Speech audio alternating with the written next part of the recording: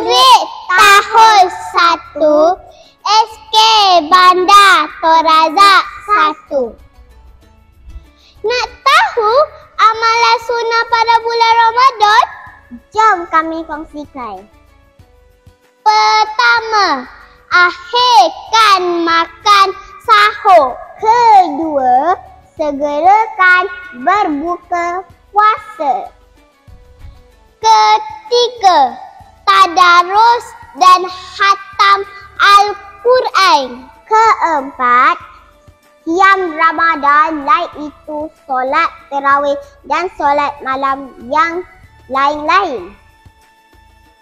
Kelima, iktikaf di 10 hari terakhir bulan Ramadan.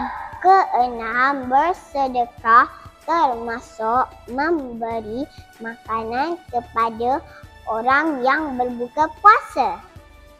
Ketujuh, perbanyakkan berdoa. Kelapan, menjauhi perbuatan yang merosak puasa.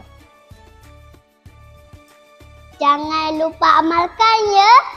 Subscribe, like, share dan komen.